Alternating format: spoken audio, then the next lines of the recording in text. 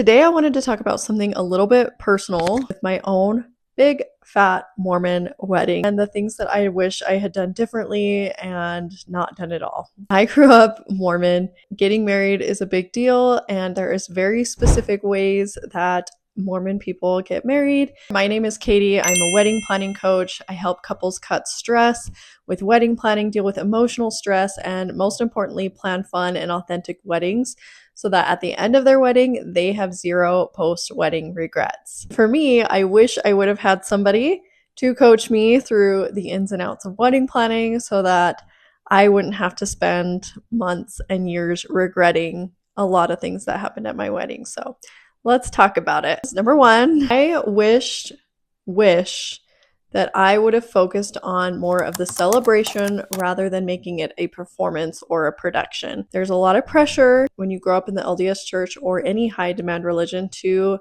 come across as perfect, and that just causes so much anxiety and unnecessary pressure when getting married. I wish I would have just been able to enjoy the day more instead of feeling like it needed to be the perfect production, the perfect show, the perfect experience for everybody else, instead of focusing on what was important to me as a bride and me and my fiance and making it a better experience for each other.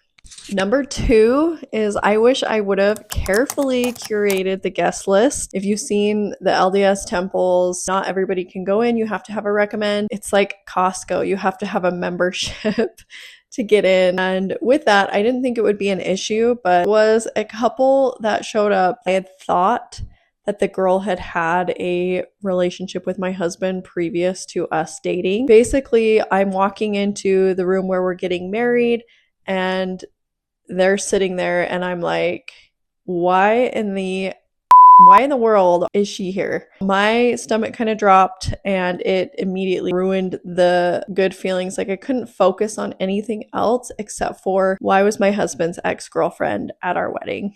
Check the guest list of, you and your partner together, and then the families and friends, because he didn't invite her. It was his family and they didn't know. And so it was just like a very misunderstanding, miscommunication. So that's something that I wish I would have been more careful with, is just making sure that I knew who was attending. My mom did ask the couple to leave after we had got married. She had my back. No way that I was going to ask that couple to leave. Like, I am such a people pleaser. That actually leads into my next thing that I wish I would have been good at, is saying no to things. Like, I wish I would have been able to say no. I had so many opinions and suggestions from family, in-laws, friends, anybody. And of course, I'm just like, yeah, like whatever, like I'm good with whatever. Flowers, yeah, like I don't care. I just want to get married. But deep down, I actually did care about the flowers, and I did care about the food. I did care that it was a good experience for everybody. Number 4 was that I wish I would have had a longer engagement to give us more time to plan. I was engaged for 40 days. I had known my husband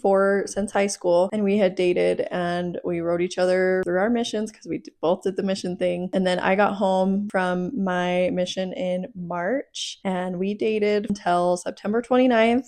We got engaged. We got married November 8th. We rushed into things so much. I wish we would have taken the time to enjoy being engaged and actually planning it out. But it is hard as an LDS couple because it's against the rules to live with your partner before to move forward intimately. That wasn't an option for us. It felt like the only option for us was to get married. I feel like we would have been happier. We had just chosen to do things our way instead of like the way that the high demand religion was set out for us, or that our parents and family were expecting of us. Number 5, oh my gosh, this one slightly kills me. Like, I regret this one so much, is not doing a civil ceremony outside of the temple. You see that girls get to walk down the aisle, and it's like a really special thing that I felt like I looked forward to as a child. And when I found out as a kid that that was not going to be my wedding experience, I was a little bit disappointed. At the time within the church, it was very discouraged to do a civil ceremony.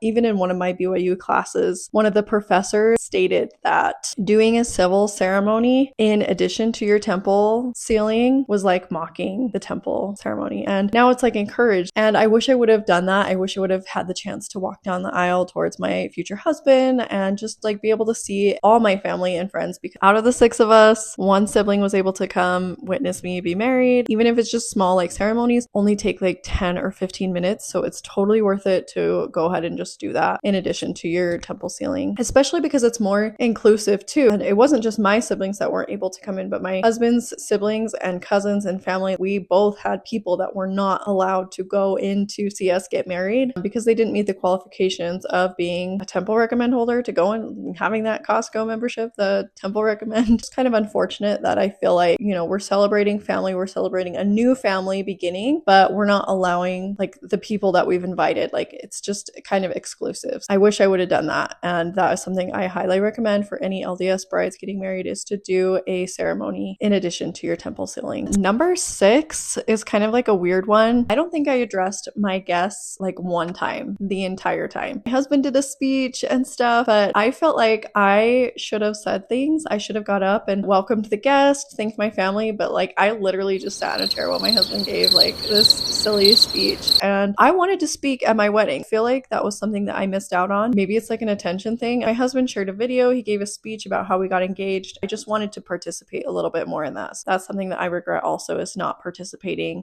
Nobody even heard my voice unless they came and like up to me and were speaking with me. So that's something that I would do differently and something I regret. Number 7, you guys, please do not do this at your wedding. Do not do a receiving line, you guys. Like, just period. Don't do it. It's such a waste of time. We put time and effort and money into hosting a wedding that we wanted, and then we literally at our reception, we set up the little like booth, arch, whatever. I don't even know what I had. I want to say we stood there for maybe an hour and a half. What a waste of time. Your hard work planned for, money spent wedding to just stand there. That's ridiculous, you guys. Like, please don't do that. If you want to greet all your guests, then set up like a drink station front and have you and your fiance, your new spouse, serve everybody drinks as they come in. That way you get a quick moment with each guest and you're still keeping the flow of the reception, because that's really important. Definitely better ways to interact with your guests than doing a receiving line. Number 8, I wish I had focused on making the reception more fun. I was just so used to the traditional Mormon way where you do the receiving line for a little bit and then you eat, and then they do the shoe game, they do the garter toss. They don't do that very much anymore. The bouquet toss, the first dance, the daddy-daughter dance, and then dancing all together, and then the sparkler exit. Like, it's the same, like copy, paste, repeat, copy, paste, repeat. I wish I would have done something a little bit more unique for my reception to make it fun for me and my husband, more personal, also for the guests as well. There's a couple other like little things like I wish like could have gone along with like the ceremony and reception, is creating like a better timeline for the events. I think every reception celebration should have like an outline schedule for the guests so that they know what's coming next. Number 10, I just wish I would have been better prepared for getting married, in the way that I wish I would have given my individual self a chance to grow up and a chance to figure out like myself. I got married really young. I think I was 21.